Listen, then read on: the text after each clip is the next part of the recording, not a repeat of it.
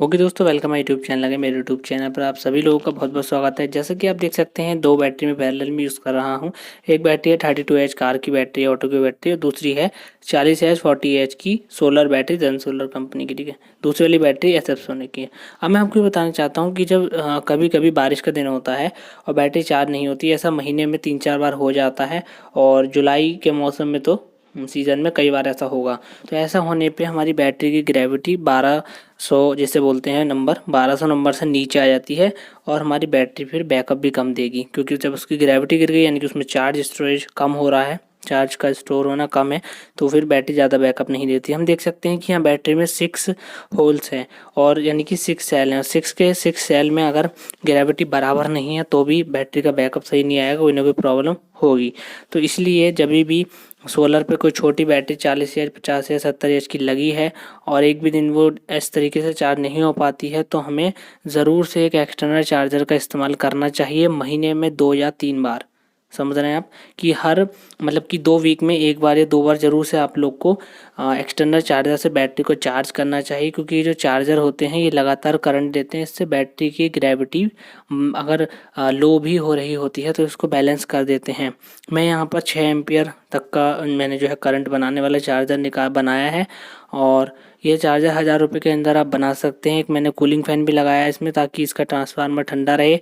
और 50 एम्पियर का ब्रिज लगाया है मैंने, और जो ट्रांसफार्मर है लगभग 8 एम्पियर का ट्रांसफार्मर है, प्योर कॉपर वाइंडिंग का। ठीक है, तो ये गर्म भी होता है, लेकिन जब फ़ैन लगा रखा है तो ये कूल रहता है। और फ़ैन ये AC से चलने वाला है, ब्रशलेस फ़ैन है, काफ़ी लॉन्ग लाइफ ये चार्जर है। और ये देख सकते हैं आप, ब्रिज में अगर आप लोगों को दिखाऊं, हीट सिंक पे लगा है। और ये देखिए 50 एम्पियर का ये ब्रिज है, तो ब्रिज भी कूल रहता है, ट्रांसफार्मर भी कूल रहता है, और पूरा ये अच्छे से चार्जर काम करता है। इसमें 5-6 घंटे 8 घंटे भी लगा के छोड़ देता हूँ तो बैटरी की ग्रेविटी दोनों की बराबर 1200 से ऊपर ही पहुँच जाती है। और वोल्टेज जो मैं सेट कर सकता हूँ यहाँ पर आप देख सकते हैं, इनपुट में अलग अलग वाइंडिंग्स हैं, यानी कि 11 वोल्ट, और फिर 12.6, फिर 13.7 और फिर 14 वोल्ट में से दे सकता हूँ। अलग अलग वोल्टेज मैं इसको, जब मुझे इसकी ग्रेविटी जल्दी कम टाइम में उठानी होती है तो मैं 14 वोल्ट से ही देता हूँ। ये आप देख सकते हैं, इस तरीके से मैं कम कर सकता हूँ। और इधर 13.7 14 के वोल्ट अराउंड आ जाते हैं। और जब ये रेड वाला टेप लगा है, यहाँ पर 14 प्लस वोल्ट मिलते हैं DC के, तो मैं 14 पे करके चार्जिंग छोड़ देता हूँ 5-6 घंटे के लिए। इससे मेरी बैटरी ग्रेविटी अगर लो भी होती है तो बैलेंस हो जाती है, बढ़ जाती है, यानी कि बैटरी का बैकअप और खोने वाला होता है वो बैलेंस हो जाता है, और बैटरी की लाइफ बनी रहेगी। अगर आप लोग ऐसा नहीं करेंगे छोटी बैटरी में, ये मैं वीडियो उनके लिए बता रहा हूँ जिनके पास छोटा सोलर सिस्टम है। ठीक है, तो छोटी बैटरी में अगर आप ऐसा नहीं करेंगे, महीने में 2 या 3 बार एक्सटर्नल चार्जर से चार्ज नहीं करेंगे, तो बैटरी की लाइफ भी कम हो जाएगी और उसकी ग्रेविटी भी धीरे धीरे खोने लगेगी।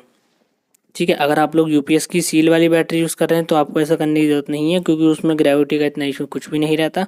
इस वाली बैटरी में जो वाटर वाली होती है उनमें ऐसा रहता है।